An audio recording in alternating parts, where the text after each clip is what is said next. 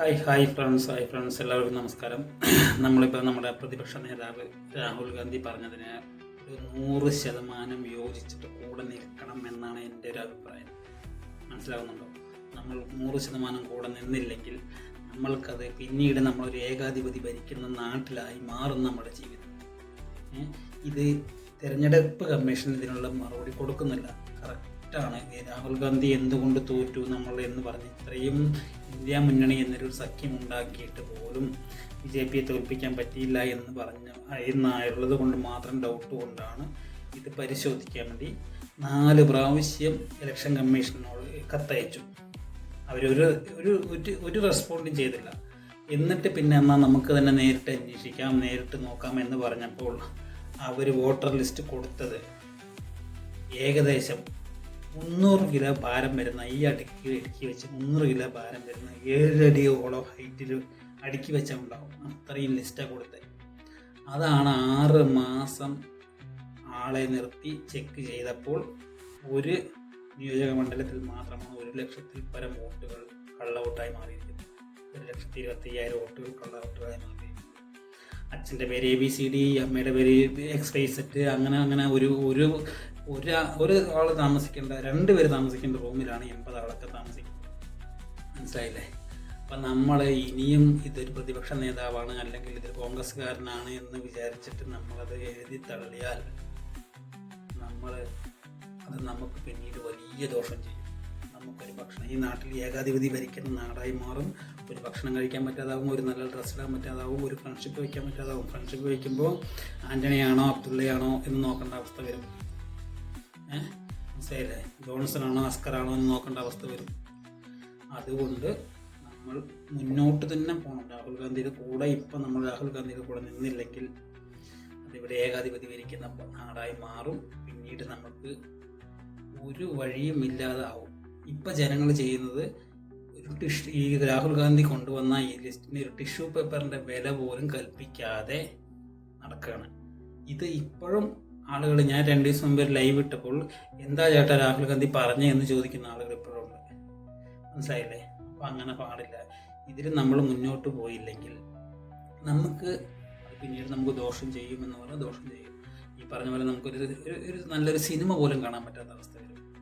മനസ്സിലാകുന്നുണ്ടോ? സിനിമ പോലും കാണാം. ഇപ്പോൾ അവർ ചെയ്തത് അറിയാലോ, ബിരിയാണി ഇറങ്ങിയപ്പോൾ പ്രശ്നം ഉണ്ടാക്കി. അങ്ങനെ ഓരോരോ സിനിമ അവരുടെ ഇതിൽ വന്നാൽ പ്രോബ്ലം ഉണ്ടാക്കും, പ്രശ്നം ഉണ്ടാക്കും. നമുക്കൊരു സിനിമ പോലും പറ്റാത്ത അവസ്ഥ വരും. നല്ലൊരു ഭക്ഷണം കഴിക്കാൻ പറ്റാത്ത അവരുടെ രീതിക്ക് കഴിക്കേണ്ട അവസ്ഥ വരും. പിന്നെ അവർ പറയുന്നതാണ് നിയമം. ഇപ്പോൾ 15ാമത്തെ വർഷത്തിലേക്ക് അവർ പോവുകയാണ്. ഇനി ഒരു 10 വർഷം കൂടി ഭരിച്ചാൽ ഇന്ത്യ ഇല്ലാതാക്കും. ഇന്ത്യ ഇതുപോലെ ജനാധിപത്യ രാജ്യത്ത് ഒരു പ്രതിപക്ഷ നേതാവിൻ്റെ സ്ഥാനം എന്താണെന്ന് നമുക്ക് നന്നായി അറിയാം. അതിപ്പോൾ രാഹുൽ ഗാന്ധി നന്നായി ചെയ്യുന്നുണ്ട്. ഈ ജനാധിപത്യ രാജ്യത്ത് പ്രതിപക്ഷ നേതാവിന് നല്ലോണം സ്ഥാനമുണ്ട്. നമ്മൾ നല്ലൊരു സ്ഥാനം കൊടുക്കണം. അതിപ്പോൾ രാഹുൽ ഗാന്ധി നന്നായിട്ട് ചെയ്യുന്നു. അപ്പോൾ നിങ്ങളത് ചെയ്യേണ്ട എത്ര മാത്രം. എല്ലാവരും ഒറ്റക്കെട്ടായി നിന്ന് ഇതിനെ എതിർത്തില്ലെങ്കിൽ പിന്നീട് നമുക്ക്, ഞാൻ ഈ പറഞ്ഞ പോലെ, ഒരു കാര്യം ചെയ്യാൻ പറ്റാതാവും. ഇനി ഈ ഏകാധിപതിൻ്റെ ഫോട്ടോ വീട്ടിൽ വെക്കേണ്ടി വരും. ആ അവസ്ഥയിലേക്ക് പോകും. പെട്രോളിന് 500 രൂപയാക്കിയാലും നമുക്ക് ചോദിക്കാൻ പറ്റാത്ത അവസ്ഥയാണ്. ചെറിയൊരു ഉദാഹരണം പറയാം. നമ്മുടെ പഞ്ചായത്തുകളിലും ബ്ലോക്കുകളിലെല്ലാം നമുക്ക് വീട് പാസ്സാകുന്ന സമയത്ത് നമുക്ക് ബ്ലോക്കിൽ നിന്ന് പാസ്സാകുന്നത് നമ്മുടെ പഞ്ചായത്തിൽ നിന്ന് പാസ്സാകുന്നത് നമ്മുടെ കേരള ഗവൺമെൻറ് 4 ലക്ഷം കൊടുക്കുമ്പോൾ ഒരു ഫോട്ടോയോ ഒന്നും വേണ്ട. ബ്ലോക്കിൽ നിന്ന് കിട്ടുമ്പോൾ വെറും ഇവർ കൊടുക്കുന്ന 3.25 വെറും 75,000 80,000 കൂടുതൽ കിട്ടുന്നുള്ളൂ. അതായത് 4 ലക്ഷം കിട്ടുന്നതിലെ 3.25 ലക്ഷം, എനിക്ക് കറക്റ്റായിട്ട് ഓർമ്മയില്ല, എന്നാലും 3.25 പഞ്ചായത്തിൽ നിന്ന് കിട്ടുമ്പോൾ കേരള ഗവൺമെൻറ് കൊടുക്കുമ്പോൾ വെറും 75,000 80,000 ഉള്ളൂ കേന്ദ്രത്തിൽ നിന്ന് കൊടുക്കുന്നത്. ആ 80,000-ന് വേണ്ടിയിട്ട് അവർ വീട്ടിൽ നമ്മൾക്ക് അവരുടെ ഫോട്ടോ വെക്കണം. PMA YA എന്ന് എഴുതി വെക്കണം. അതാണ് അവർ. മനസ്സിലായില്ലേ? അപ്പോൾ അത് അവർ തന്നാണെന്ന് അറിയിക്കാം. അപ്പോൾ ആ അവസ്ഥ നമുക്ക് വരും. അതുകൊണ്ട് ഇപ്പോൾ നമ്മൾ രാഹുൽ ഗാന്ധി എന്ത് പറയുന്നു അത് സത്യമാണ്. ഇനി സത്യമല്ലെങ്കിൽ ഇലക്ഷൻ കമ്മീഷൻ പറയട്ടെ. ഇലക്ഷൻ കമ്മീഷൻ എന്തുകൊണ്ട് 3-4 പ്രാവശ്യം കത്തയച്ചിട്ട് അതിന് റിപ്പോർട്ട് കൊടുക്കാതിരുന്നു? പിന്നെ എന്തുകൊണ്ട് സ്കാൻ ചെയ്യുന്ന കോപ്പി കൊടുക്കാതെ വോട്ടർ ലിസ്റ്റ് കൊടുത്തു? ആ വോട്ടർ ലിസ്റ്റ് കൊടുക്കുമ്പോൾ എന്ത് വിചാരിച്ചിട്ടുണ്ടാവും? അതൊന്നും രാഹുൽ ഗാന്ധി ചെക്ക് ചെയ്യില്ല. ഇത്രയും ഹൈറ്റിൽ 7 അടി ഹൈറ്റിൽ ഈ അടുക്കി വെച്ചിട്ട് 3 ലെയറാക്കി വെച്ച് 7 അടി ഹൈറ്റുണ്ട്, 300 കിലോ ഭാരമുണ്ട്. ഇതൊക്കെ ആര് ചെക്ക് ചെയ്യുന്നെന്ന് വിചാരിച്ചിട്ടാണ് അത് കൊടുത്തത്.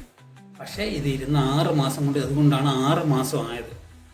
6 മാസം ഇരുന്ന് ചെക്ക് ചെയ്യാനുള്ള സമയം അതുകൊണ്ട് ഇത് നമ്മൾ മുന്നോട്ട് ഒറ്റക്കെട്ടായി നിന്നില്ലെങ്കിൽ നമുക്ക് പറഞ്ഞ പോലെ നമുക്ക് ജോൺസൺ ആണോ, അസ്കറാണോ, അബ്ദുള്ളയാണോ, അഷ്റഫാണോ ഫ്രണ്ട്സ് വെക്കേണ്ടത് അവസ്ഥ വരും. അത് അറിയാൻ പറ്റാത്താവും. മനസ്സിലായില്ലേ?